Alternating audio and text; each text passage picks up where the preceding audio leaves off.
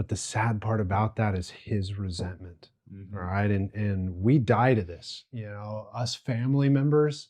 It's like there is this very real occurrence in the United States today, where individuals, they wander in their elderly years, they wander into the hospital with kind of what we would describe as like phantom illnesses due to stress. They don't have any history of smoking cigarettes. They don't have any history of substance use. They start to drill down on stress.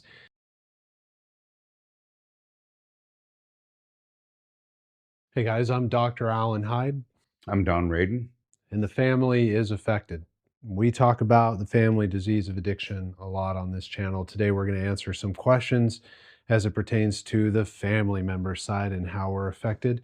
We'll get into it in just a moment, but was your family affected by this? Oh my gosh, my family's riddled with it. So on both sides of the coin, I actually heard a speaker say today, as I was listening to a speaker tape or a recording, um, he said, "My wife has a husband who's an alcoholic, and we have two daughters that are alcoholics. So obviously, she's the carrier of the illness."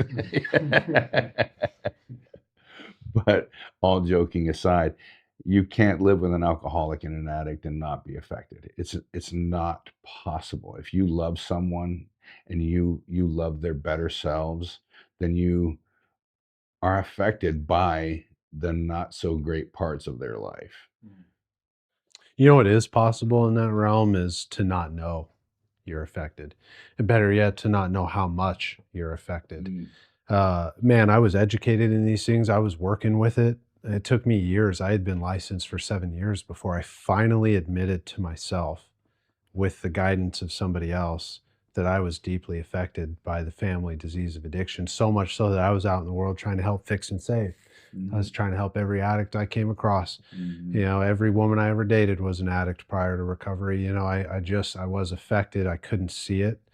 It didn't make me a bad person, but I believed it made the addict a bad person, and therefore it was making me sick, because the addict or alcoholic isn't a bad person, and neither was I. We were just sick. And it took me some time to embrace that with truth. And so, what's more likely is not that you're not affected, but that you don't know how you're affected. And so, hopefully, with some of the answers to the questions today, we can break down just a little bit more of like how we're affected, how the family members are affected, what people are asking about this stuff. Because I remember, man, in the beginning, if I could have come across a video without even looking it up and just kind of stumble across it, and somebody could have been telling my story, it would have been so helpful. Mm. There was really truly a point in which I was starting to get so ready to address my own desperation. All right. I just needed a hug, man. I needed someone to see me for who I was, but there was no information out there that was just kind of penetrating through. Mm. And so, if this has come across in your algorithm, I hope you tune in, because our society at a base is deeply, deeply affected by the family disease of addiction. It is everywhere. You will not walk down the street and not run into someone affected. It's probably you. The sheer percentages of people who struggle just with unmanageable substance use is so astronomical in our American society today that you will not go your life without meeting many individuals who are deeply impacted by this, who are probably in the recovery rooms themselves. And so we want to answer some of these questions. We want to clarify some things, and hopefully you'll tune in and stay engaged, and maybe hear a little bit of your story. And it's really about separating the human from the illness, because typically we just glump them together. A cancer patient is a human being, and we treat them as such. But with an addict and an alcoholic, we just say they're bad people. Send them off to the factory Hmm. to get their heads right. If it just sticks. Yeah. If we This could, isn't this isn't throwing freaking spaghetti on the all wall. right, if lobotomies were still legal. Right. I actually did a talk before we jet off into the questions. I did a talk at a college. I used to do it for every semester in the psychology department, and it was a reaction to everyone had to write a reaction paper to my discussion, my presentation. And I had one paper that came in, the professor showed me, and he was the head of the department. And it said that all addicts and alcoholics should be put on an island and then blown up. And I've got money on it that this guy has a family member who heard him Oh, 1,000%. that was an addict or an alcoholic. Yeah, I'm pretty certain I was the one who wrote that paper. It's funny to me because we've talked about it a million times. Our loved ones even talk about it, like our partners, Yeah. when they get together. It's like, man, 10 years ago, maybe a little bit more, I wouldn't have been able to sit at this table, joke around, wear it lightly, have a real conversation of recovery. I would have always wanted to. I think I've always been that guy. Like I would have always wanted to. I could see the person, but I was so resentful. Oh, I right. had so many hurts, so many pains that I couldn't joke around about it. No, Right? no, this conversation would have me with a black eye. Yeah. Well, and it's like the realistic part of that is like that guy probably thought it was funny to submit a paper like that in college, but the sad part about that is his resentment. Mhm. All right. And we die to this, us family members. It's like there is this very real occurrence in the United States today, where individuals, they wander in their elderly years, they wander into the hospital with kind of what we would describe as like phantom illnesses due to stress. They don't have any history of smoking cigarettes. They don't have any history of substance use. They start to drill down on stress. And what occurred in the hospital setting, it was kind of around late 1990s to the early 2000s, they started to develop questionnaires that we call ACE scores now, adult adverse childhood experiences. And what they found is that people coming in with stress-related medical illness were highly correlated with growing up with one or more addict in their family household in an impactful manner. So parent, sibling, uncle, grandparent. Um, we don't need those scores to see how observable it is, but gosh, I'm glad that we have it because it's hard to embrace for ourselves that that's what's happening. I often share, especially in like men's groups, is the stress will kill you. It's coming after you just as quickly and as fervently as alcohol is coming after the alcoholic. It's right outside these doors doing push-ups and it's ready to kill you if you let it. We have our own illnesses in this that we can let kill us if we don't pay attention and start having honest conversations. I'm unconcerned as to whether or not society will just like, boom, wake up one day and have all the honest conversation. But for the individuals ready to embrace it, I'm very concerned with that. I hope that you hear our experiences and get ready to make a change, because it's a wild ride to make those changes. It's a worthwhile ride. It's fun and challenging. There's plenty of growth, and you deserve all those things. All right, Kendra, we have some more questions. What does letting go actually mean when you still love someone who's using? I think I answered that without knowing the question by separating the alcoholic illness, the addict illness, from the human being. Enabling is feeding the addiction. Loving someone as themselves and not feeding the addiction. That's the solution, right? I can set firm boundaries for myself to not be impacted by their illness by saying, hey, I love you. You can come by the house anytime you want. But if you're using, if you're high, you can't come in my home. Or parents who want to financially help their children. And that's a normal thing. Is I want to go, my child wants to go to college. I'm going to help them get into college. My child says they're starving on the streets and they want money. Chances are they're not trying to use that money for eating. They're trying to use it for drinking or using. And so loving someone doesn't mean that you finance their illness or support their illness. Loving someone says, I'm not going to support it. I'm not going to literally love them to death, because we can do that. Oh, I'm not going to stop supporting them financially. I'm not going to stop paying for their insurance or their phone. Uh, they're still on my plan, because what if they need to reach out to me? They will. They'll need to reach out to you when they're out of drugs and out of money, when they're out of alcohol and they're out of money, or it's getting too hot outside or it's getting too cold outside, right? So separating the addict from the addiction from the individual, that is the most important thing as far as I'm concerned. Yeah, yeah, it's a very practical, very tangible perspective, and I would highlight it too in this way is letting go of somebody else's use. Uh, it's impossible when your hands are already full. Right? So we have this concept of like, I can't pick up recovery when my hands are full of your issues. All right. So we do this letting go of someone else's struggles through a process and a word that most of us don't like in its practical implementation, which is humility.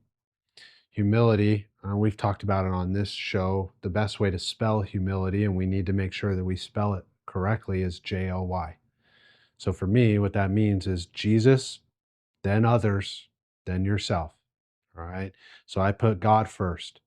Why do I put God first? Because the prayer looks like this: God, with every fiber of my being, every breath that I take, every beat of my heart, every mistake that I make, and every accomplishment I obtain, I lay it at your feet. It's yours. This doesn't belong to me. This isn't mine. This is yours. I put that first. Notice that if I put that first, I can't really put the addict first. I can't put my concerns and worries for them. I've just given it to God. All right. I've just said, hey, everything in my life that matters, I put at your feet to take care of, because I trust that my God will take care of that. From there, it frees me up to do what's actually important, is be of service to other people. One of the ways I choose to be of service is to have these discussions. Another way is if someone in my meetings calls and they need something and I have the resources or wherewithal to do it, I show up. Another way is I share my experience, strength, and hope. I sponsor people. I pick up the call when someone's in distress, right? Because I'm unencumbered. I feel free. I feel lighter in my life. And I don't share that like, ooh, I'm in some kind of great place. That's what helps me stay in a better place. From there, when I've done those two things, this whole concept that people get so worked up about it, like, well, what about me and what about my needs? All of that has usually been met by that point. I don't even have to be concerned at that point of like, well, what about me? It's usually already been taken care of by that point. And if I just stay there in those places, putting my higher power, then others through a process of service, not helping, fixing, or saving, being of true service, and then focusing on myself, I don't have any time to hold on to what someone else is or isn't doing with their life. They will see by my modeling an example one way to do it properly, and then it's up to them to embrace it. And wouldn't you know, that's the whole process of recovery. We model it, they either embrace it or they don't. Well, it's the illusion of control. It's the illusion that, and many agnostic atheists believe, because they don't believe that there's God, then they're in control of their own destiny.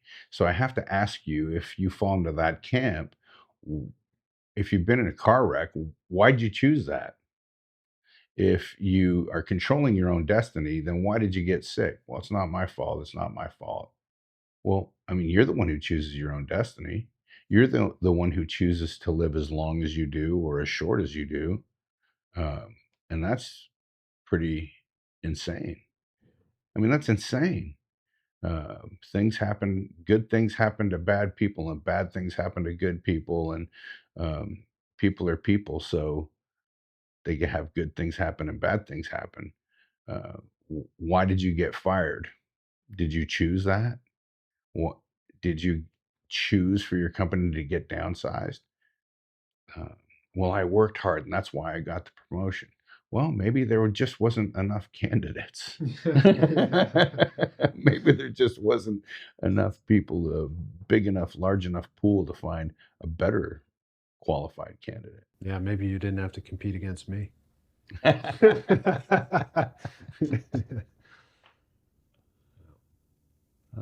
What's our next question, Kendra? How do you tell the difference between helping and enabling? Uh, The first distinction is really simple, right? And I like simple foundations. Helping is doing for others when they haven't asked you, right? Um, Having that distinction first and foremost as a definition for enabling and helping is really, really important. Um, you know, before I get too confused, the question's asking the difference between helping and enabling. I consider them linked. All right. I think a better way to answer this question is what's the difference between trying to help, fix, and save and being of service? mm, All right. So enabling and helping and doing these things without being asked is usually the biggest form of enabling that you see in the family disease of addiction. It's like, well, they're going off to treatment, but let me make sure I send their special pillow. It's like they weren't worried about their fucking pillow. They were right. shooting up heroin. They don't care. Right. You care. All right. And that's nice to care, but maybe now it's time for little Johnny to figure it out for himself. Maybe that's the most loving thing you can do. The truest point, here's our simple base for service. The truest point of service for another individual is to tell them the truth. Hey, I don't really want to send you that pillow because I'm feeling resentful and I need to go work that out. I'll circle back with you when I have more information. You know, people spend so much time tiptoeing around the issue that they're not just willing to be honest. It's like the amount of people in my life that have caused my life to get better that I've had to tell, I'm resenting you right now and I need to sort this out for me. It's made my life so much better. And there's a long list of those people who've also been able then to express it to me. It's like, namely, it's like in my household, if I can express it to someone else, odds are they're resentful towards me. But because I went first, it made it easier for them to say, I'm annoyed with you. Mhm. And today, where I sit, it's like, I can take that in. So I can let someone express when they're annoyed with me. It's not the end of the world. See, but in the family disease of addiction, the stakes get so high that we couldn't possibly clutch my pearls. I could not possibly tell you that I'm upset with you when you're fucking stealing money from me. Right. You know, it just gets so wild. But there's some of your distinctions is people aren't willing to be of service in simple ways like telling the truth, but they are willing to do all this other types of behaviors to help fix, save, and get things positioned properly for themselves. Mm, Because the biggest issue underneath enabling is that I don't want to help you so you get better. I want to help you so you'll leave me the fuck alone. That's the biggest problem in the family mhm. disease of addiction. Uh, and I was thinking about the uh, fix and save part in my at my facility when family members call me because they're researching rehabs. My first thing that I say to them is have your loved one call me because if you're doing the research, that means they don't want to get well. You find me the right place. Or if when talking to an addict or an alcoholic who is seeking recovery, and I put that in quotations, and they have all these conditions in which they'll get sober, they don't really want to get sober. They don't really want to get clean. They don't really want a solution. They want some soft landing place to, rejuvenate and get ready for the next one. Oh, I got to have my cell phone. Is it co ed? Do you have a pool? This isn't the Four Seasons, right? Do you want to get well? I asked them the very simple question on a scale of 1 to 10. 1, meh, and 10, I'm willing to do whatever's necessary. And if you tell me that I need to chew through concrete, I'll do that.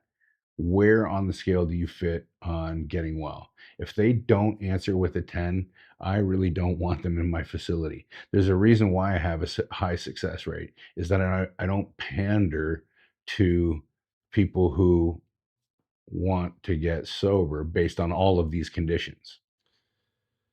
Yeah, it's all too easy. It's like I get the calls all the time, Don, and I share the discussion. Sometimes Don will send the conversation over to me as a therapist, and I hear it in the family members. It's like it would be all too easy to take and prey on a family member's fear to get Mm, business.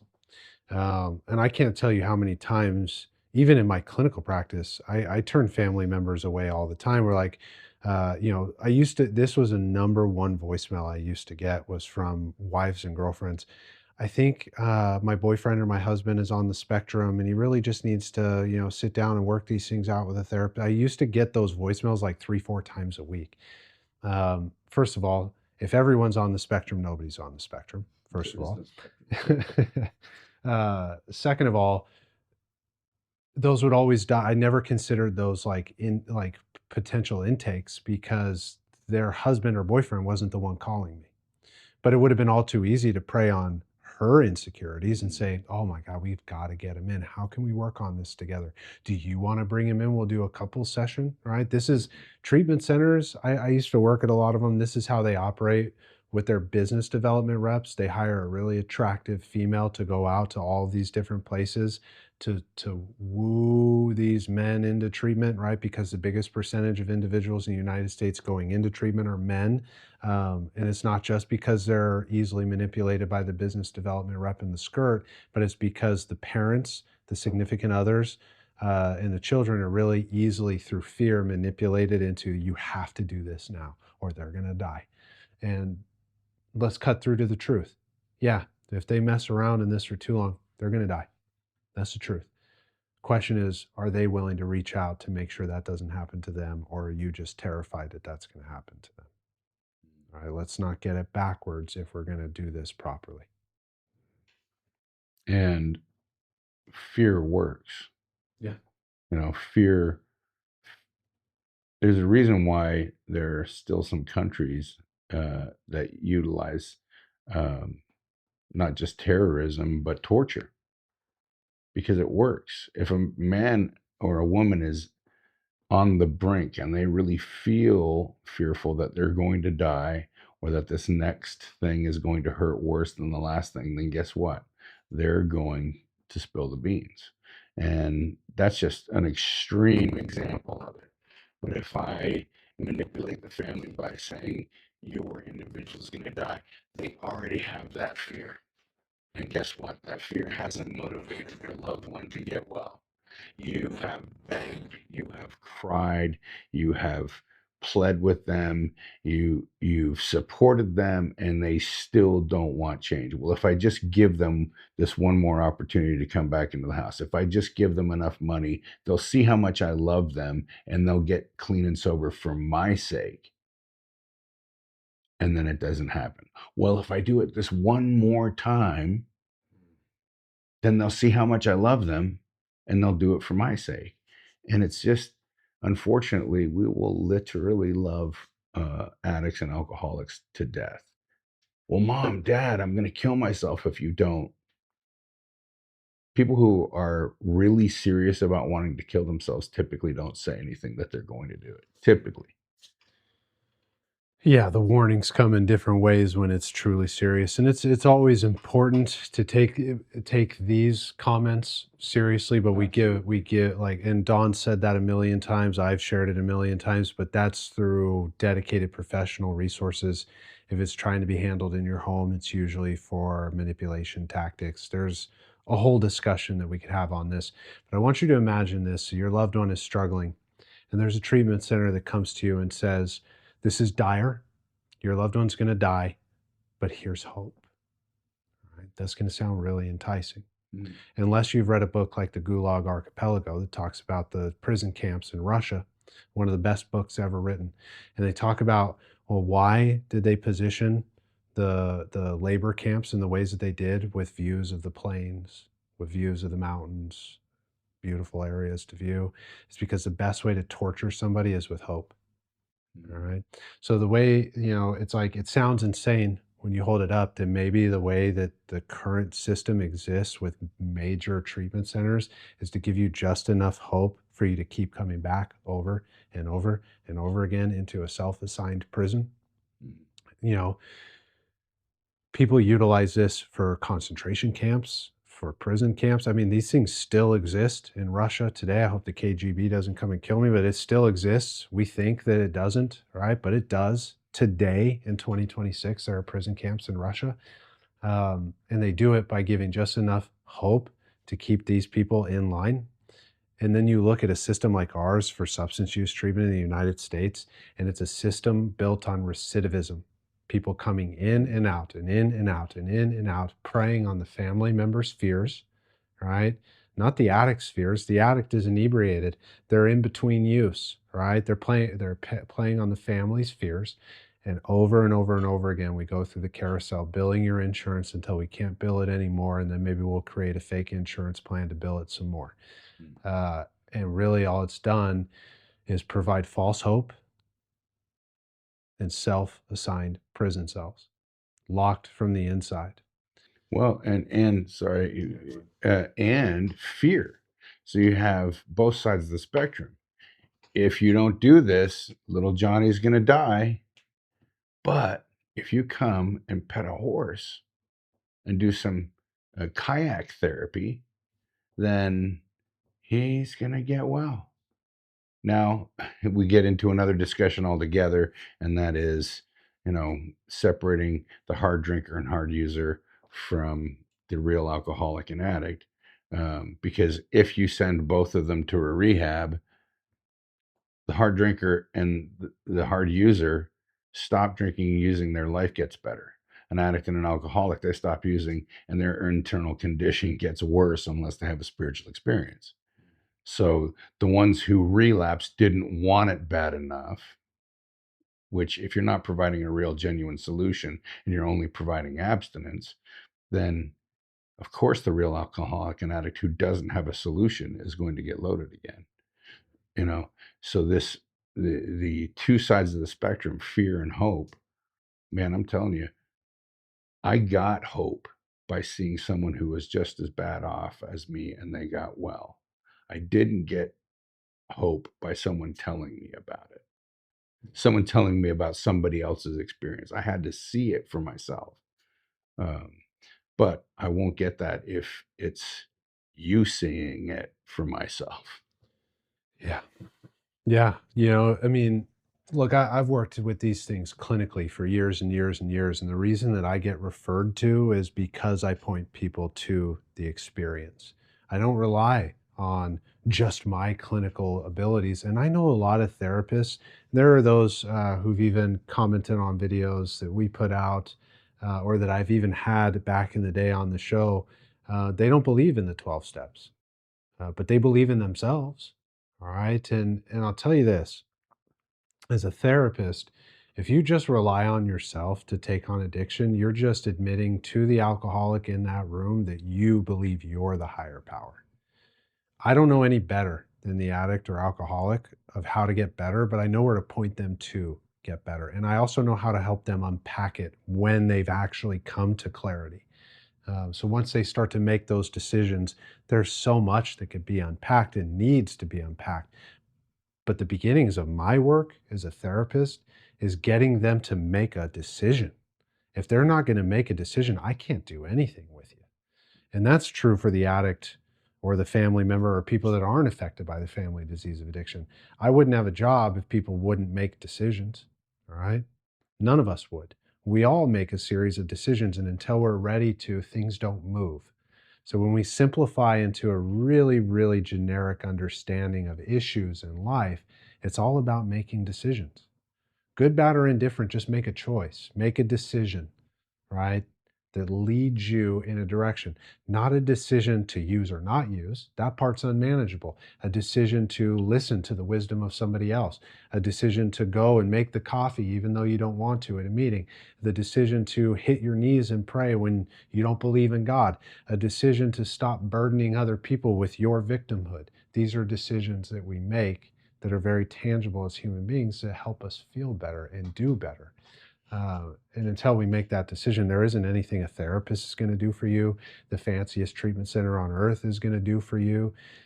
You possess the tools with the improper implementation prior to recovery and the proper implementation when you've worked the steps. All right, it's pretty simple stuff, but as you'll find as a paradox in life, is the most simple things get the most complicated in their implementation because it's going to require you to put in work, and people don't want to work. We've arrived at the real issue, haven't we? People don't want to face pain. They don't want to face the truth and be burdened by it, and they don't want to do the work. But once you do, the pain is pretty quick and the rewards are abundant. But it's a leap of faith to get there. Well, there's two adages that I'll refer to here, and they both prove the same point, and that is, a man convinced against his will is of the same opinion still. So talking at someone isn't going to get them well if they haven't made a decision that they want to get well. And then the other one is, when is the teaching moment?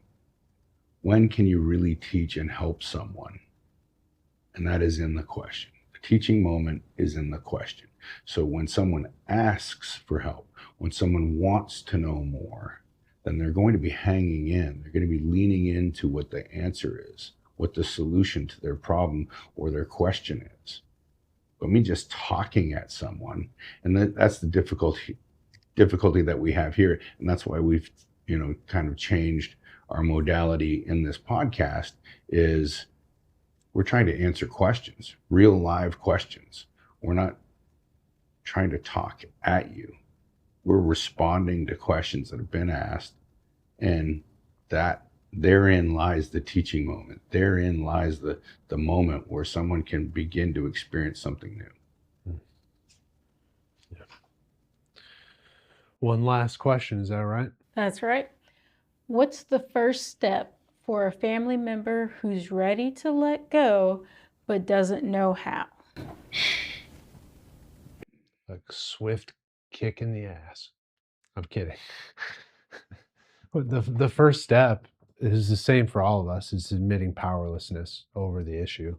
And then a deeper understanding that our lives had become unmanageable. That's step one. So in our traditional sense, I don't think I'd complicated it first in the discussion other than to introduce you to step one, which is admitted that we were powerless over alcohol or other people or drugs, whatever it is, and that our lives had become unmanageable.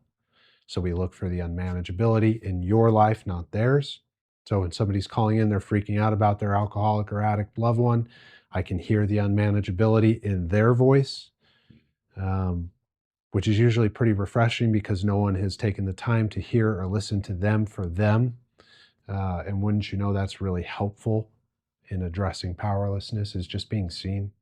But that's our first step, is to let yourself be seen in the powerlessness and address the unmanageability through a process of honesty. That's our first step.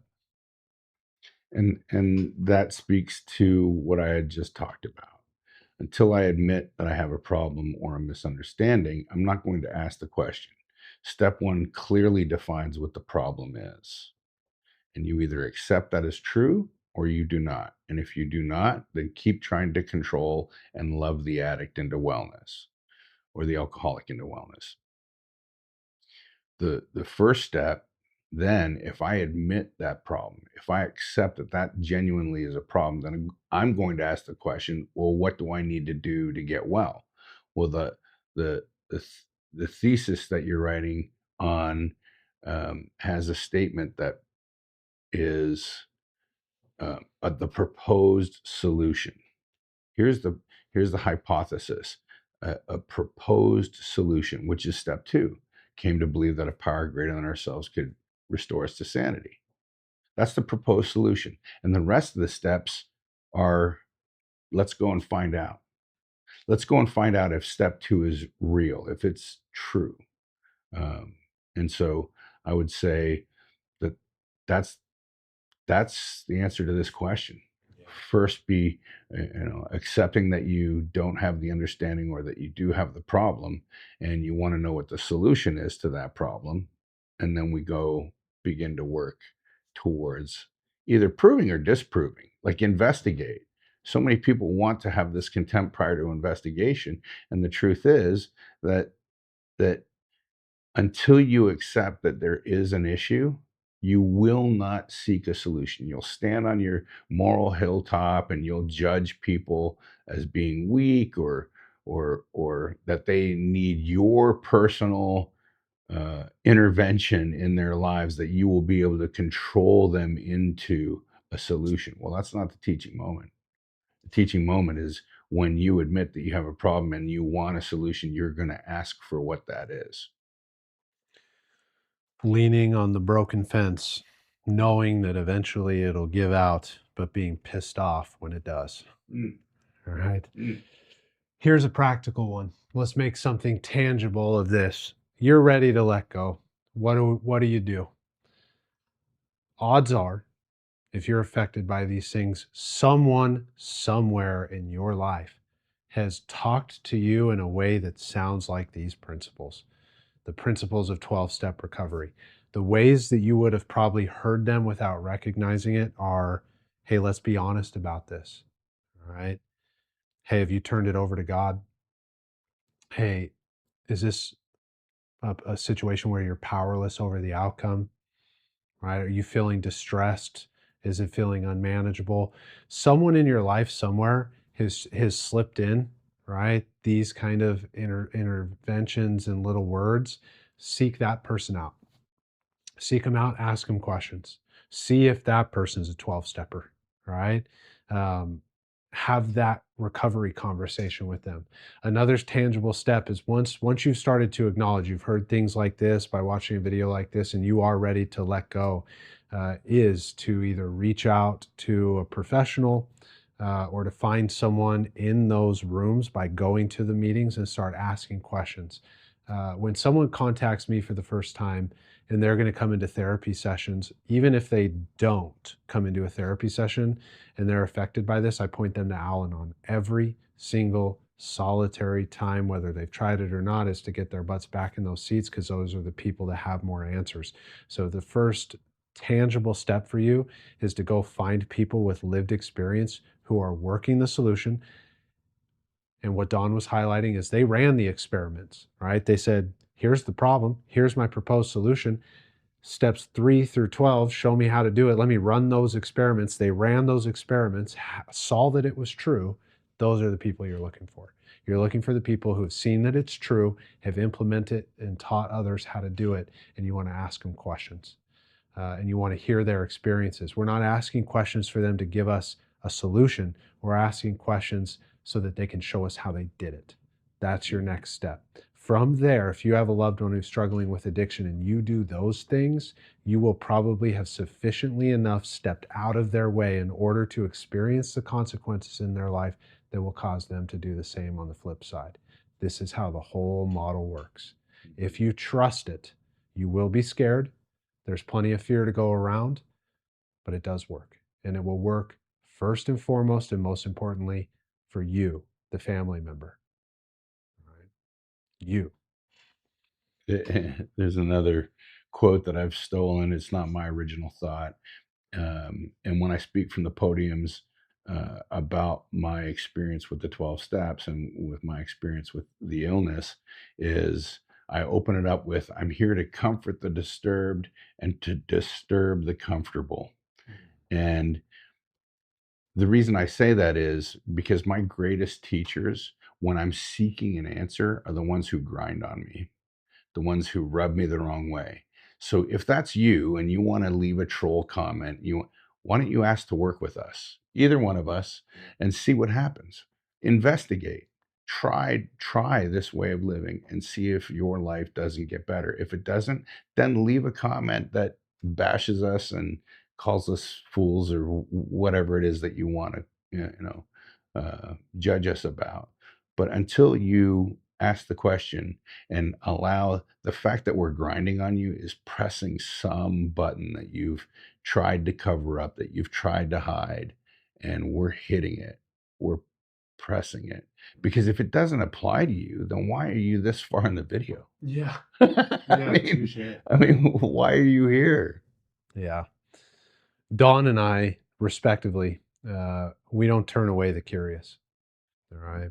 Whether that be in our own recovery journeys or our professional lives, if you're curious and you really want to know, engage, because we really will answer and we really will try to answer your questions, not from some ivory tower, but from real lived experience that cuts through all the noise. So if you're genuinely curious, we'll never turn you away. We may turn away from people who aren't curious and are there to spread resentment, we may turn away and turn the other cheek. But if you're genuinely curious, you want to engage with us, it's extremely helpful. All right. It helps the next person. It helps this channel. It helps us continue to be able to spread valuable information in a time where people are craving this information. So like, comment, subscribe, engage, throw in your little memes. We like to see it all. We love you guys. Peace. See ya.